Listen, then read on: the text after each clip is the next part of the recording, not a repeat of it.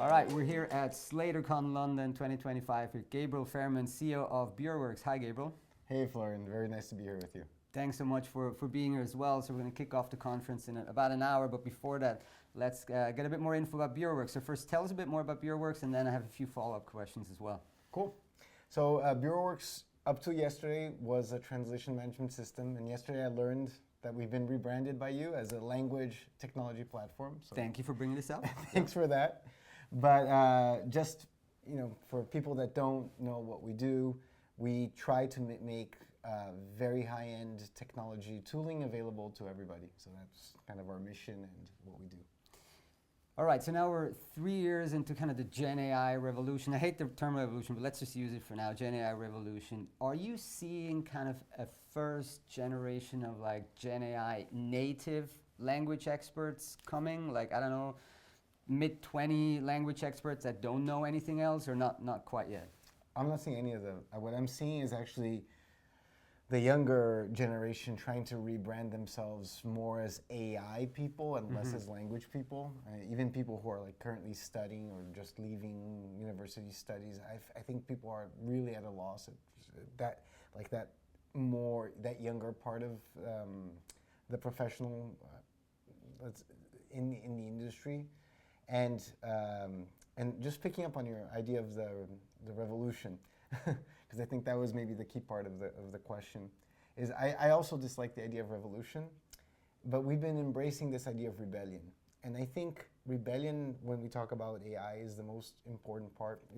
I have a very interesting anecdote, but I was presenting yesterday at a pretty large corporation, and it was in front of a large panel, like 10 people or so. And one of the people, it was a very scrutinous panel, and one of the people tore apart the presentation and was analyzing the presentation from UK English perspective, and understanding that some of the ways that I type things in English were actually typos. Okay. And kind of bringing this up, well, if you're so good at generative AI, how do you have typos? And the proof's in the pudding. And it was, I thought it was actually, a few years back, that would have really set me back.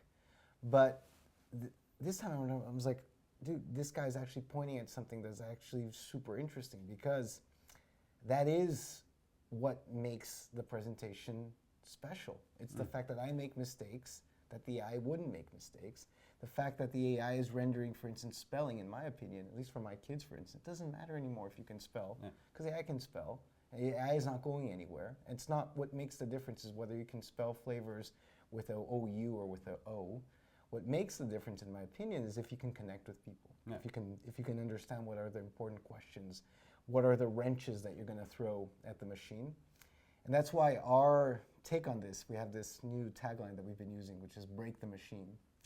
And then underneath it's join the rebellion. And I think that, to me, is a spirit that, I agree, I don't like the idea of revolution because of whatever the word means, but I do like the idea of rebellion. And I think that there is this interesting space that needs to be tore up by people, where it's like, okay, let's use these machines, let's use them to their limit, but let's also break them to pieces, because they only take us so far. So just going back to the students, I think this whole thing makes it so that the entire educational apparatus or framework that most like translation programs that I see out there propose to students, they just don't give people the tools that they need. Because the tools that I think are going to make people relevant, from now on, are curiosity, inquisitive spirits, highly critical thinking, and these aren't necessarily things that are taught or emphasized. And because that's not what it takes, for instance, to be a great translator, right? You need to be, if you're going to be a great translator, you need to be really picky about language, and you need to be really focused on, just typically very detail-oriented, very nitpicky about, expression and things like that. And that's great, but I don't think that's what is going to take people forward from now on. And I think people have had a hard time adjusting to this change in mindset. At least that's my opinion. That's a very novel kind of non-corporate take on that question, which is great. It's very refreshing. So very, very good. Let's go back to a little more corporate land with the question, at least, right? So in terms of like what you're seeing from your different client cohorts, I mean, you're servicing language solutions integrator, formerly known as LSPs. You have expert linguists on, you have enterprise clients. So what are you seeing? What's kind of the mood among these different cohorts? Very interesting also you say that. I was talking to a few people on your team, and I think one of the things that fascinates me about this moment in time that we live in is you have so much information and so little truth in general, right? And when I read, for instance, some of the industry surveys out by Slator or Slator competitors, I don't see the level of pressure that I see talking to people on a one-to-one basis and on surveys that we run as well, because we also ran a study recently. And what I'm seeing, the best way to frame it, is this very silent but crushing pressure on everyone. And I see people basically working a lot more, trying to come up with more solutions, trying to improvise more, trying to figure things out in a mindset that maybe a few years ago would be a growth mindset, and now it's just stay alive mindset. It's a defensive mindset. So yeah, and I think it's really hard for people to stand their ground in general. And as far as what I find really interesting is we sell to translators, we sell to very small language companies like 2-3 people shops, and we sell to really large language companies, and we sell to small companies, and we sell to huge Fortune 200 companies, Fortune 500 companies, 100, whatever the ranking is, but very large corporations. And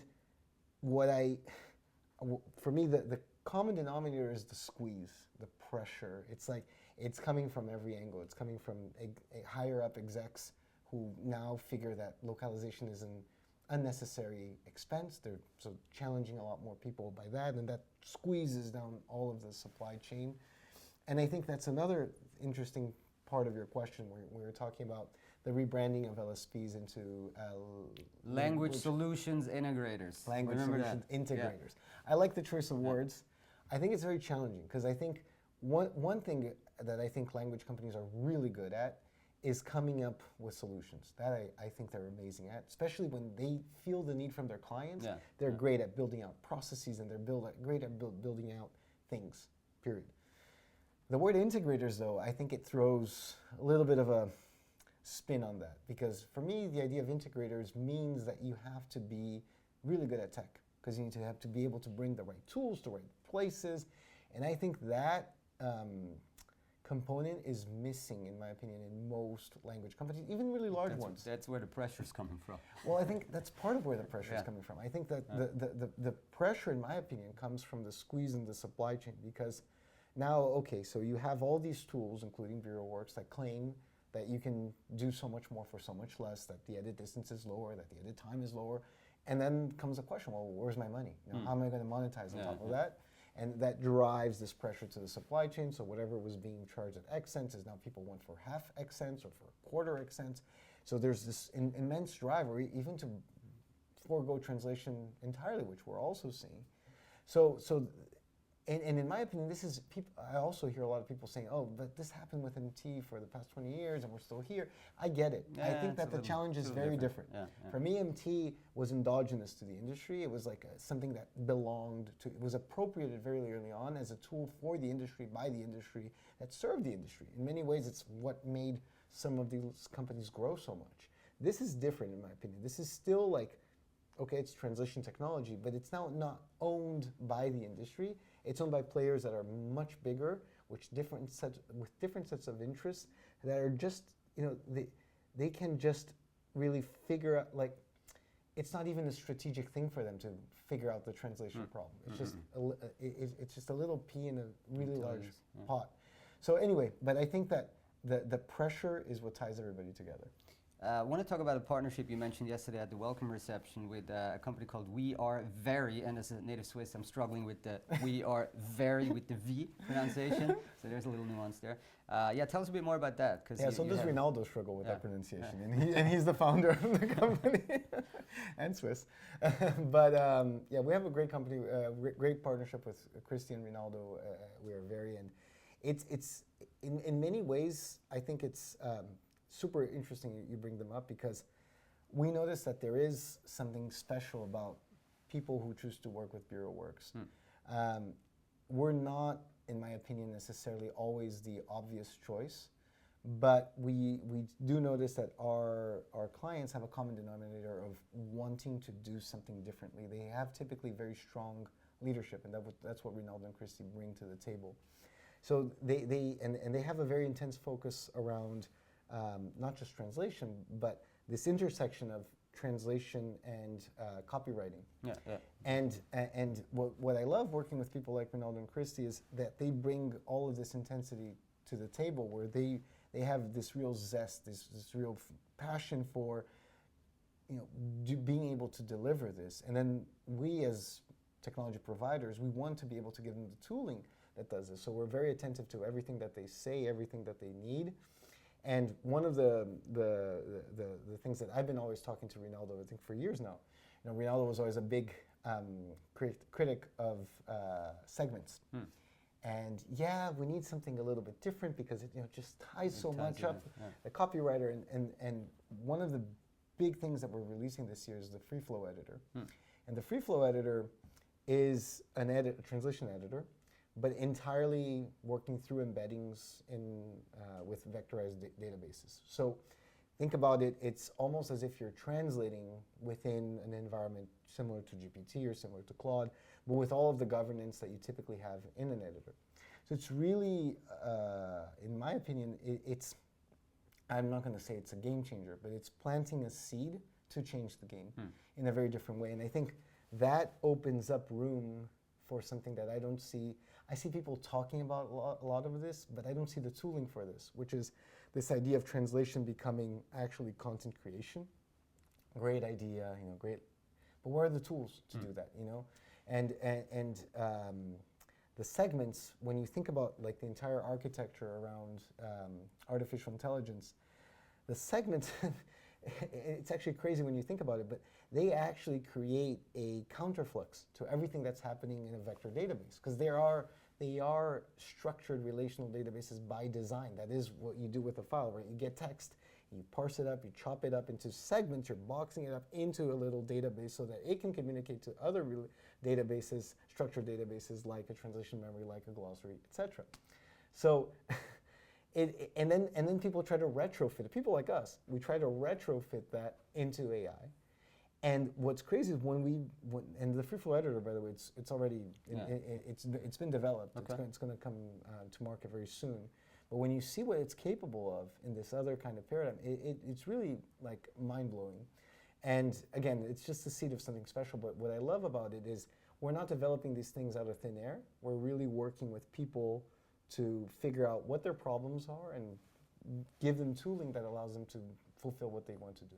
All right. So quick last question before we wrap. So there's this crazy AI development pace. Like, how do you prioritize things like the free flow editor? Like maybe they have a couple more things on the roadmap. So, great question. I think the short answer, we don't.